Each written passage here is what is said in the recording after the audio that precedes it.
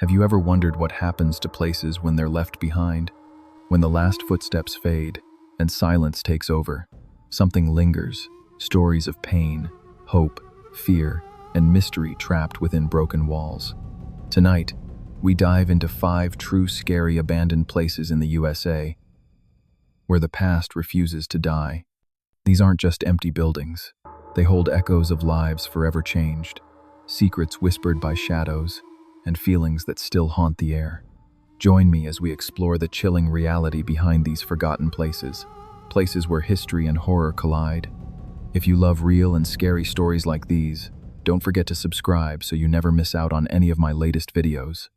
1 Eastern Street 8 Penitentiary, Pennsylvania. The first time I stepped through the towering gates of Eastern State Penitentiary in Philadelphia, it felt like the air itself had grown heavier.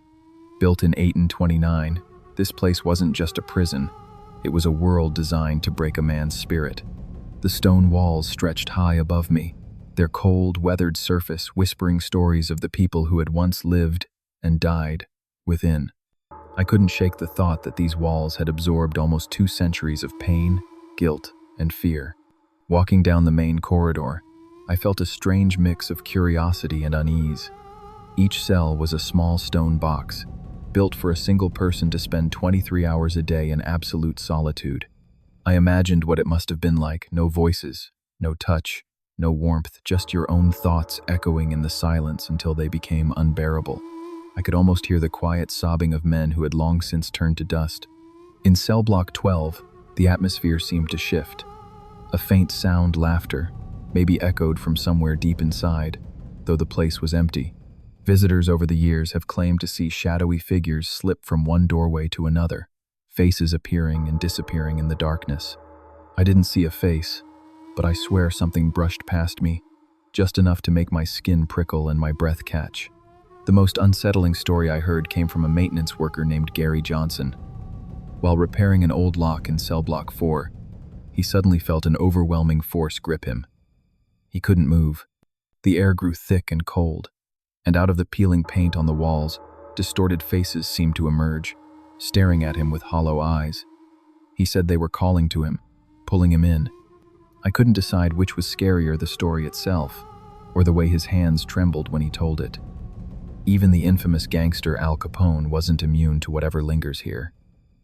During his time in Eastern State, Capone reportedly complained of being haunted by the ghost of a man killed in the street. Valentine's Day Massacre. He could be heard at night, shouting for the spirit to leave him alone.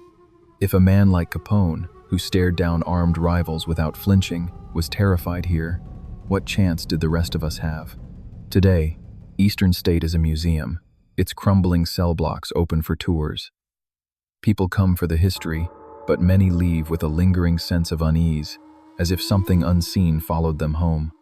I left that day with a chill I couldn't shake. Maybe it was just the cold stone, or maybe it was the memories of the thousands of souls who once paced those narrow cells. I don't know. What I do know is that some places never let go of the past, and maybe, just maybe, the past doesn't want to be let go. 2 Trans-Allegheny Lunatic Asylum, West Virginia.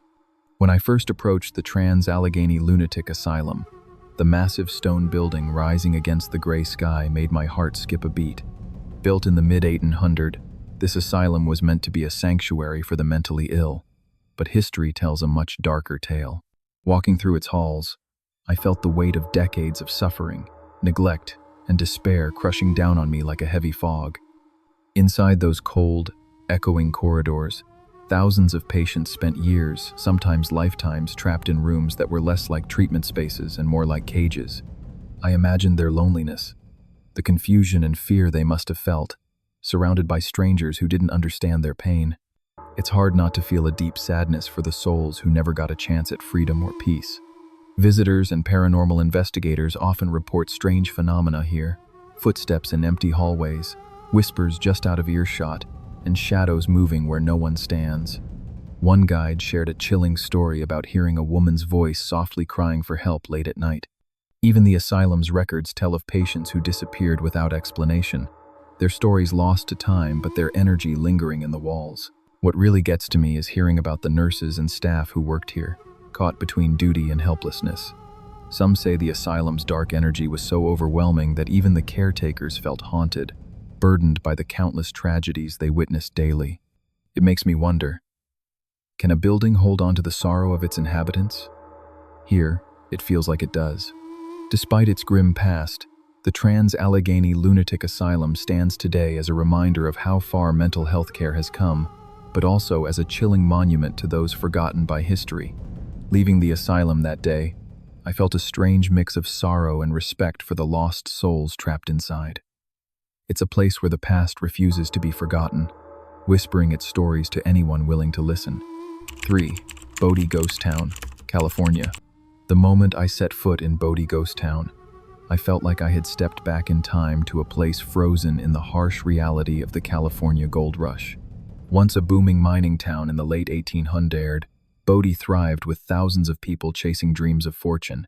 But today, the empty streets and weathered buildings tell a different story, one of sudden abandonment and eerie silence. Walking through Bodie's deserted storefronts, I couldn't help but wonder what it must have been like for the families who lived here. The excitement of a gold strike, the rush of people, and then, just as quickly, the decline. Fires, harsh winters, and the depletion of gold forced people to leave everything behind. Their homes, belongings, and lives were just left. There's a haunting sadness in that people uprooted by circumstance, leaving behind not just property but memories and dreams. Visitors often speak of the heavy silence that hangs over Bodie, almost as if the town itself mourns its lost glory. I remember feeling a cold breeze on a still day, like a whisper from the past. Some say the town is haunted by spirits of miners and their families, lingering in the places where they once laughed, fought, and lived. It's easy to imagine their footsteps echoing down the empty streets at night, carried by the wind. What struck me most was the preservation of the town. Almost every building remains as it was left, with personal items still inside. It felt like walking through a giant time capsule, but one that holds stories of hardship and loss. I couldn't help but feel a deep respect for those who lived, struggled, and ultimately vanished here. Their lives, though gone, leave a powerful mark on this ghost town. Bodie stands as a silent reminder of the price of dreams and the harshness of fate. Leaving the town, I felt a strange mixture of awe and melancholy, a connection to a past that refuses to be forgotten. For me, Bodie isn't just an abandoned place. It's a living memory, echoing the hopes and heartbreaks of those who once called it home. 4 Waverly Hills Sanatorium, Kentucky. The moment I stood in front of Waverly Hills Sanatorium, an unsettling chill ran down my spine. This massive, looming building was once a tuberculosis hospital, built in the early 1900s to house thousands of patients suffering from the deadly disease. Walking through its decaying halls, I could almost hear the echoes of desperate coughs and the whispers of lives hanging by a thread. Waverly Hills was designed to be a place of healing, but it quickly became known for something much darker. The tuberculosis epidemic was relentless, and despite the doctors' best efforts, thousands died here in isolation. I found it hard to imagine the loneliness and fear these patients endured. Many separated from their families, knowing their chances of survival were slim. Visitors often report strange experiences, footsteps echoing in empty corridors, shadowy figures glimpsed through broken windows, and unexplained cold spots that seem to follow you. One tour guide told me about a room known as the body chute, where bodies were transported out of the hospital to prevent the spread of disease. Some say the spirits of those who died there still linger, trapped in the building's oppressive atmosphere. What struck me most was the overwhelming sense of sorrow that hangs heavy in the air. Even today, Waverly Hills seems to breathe with the memories of pain, loss, and desperation. I couldn't help but feel a deep empathy for those who suffered here, not just the patients, but also the nurses and staff who worked tirelessly amidst the tragedy. Now, Waverly Hills stands abandoned, a silent monument to a painful chapter in history.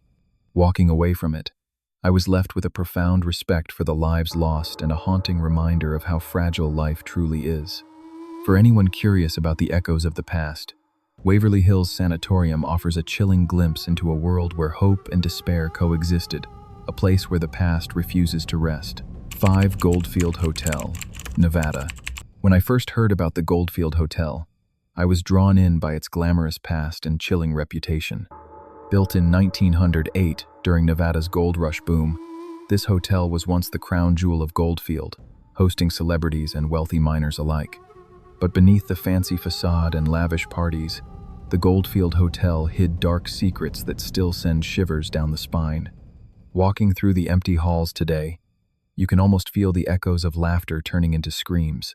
The hotel is said to be haunted by several restless spirits, including a mysterious woman known as the Lady in White. Visitors have reported seeing her ghostly figure wandering the corridors, often appearing near the ballroom or the grand staircase. Some say she's searching for something lost long ago, a reminder of the tragic love stories tied to this place.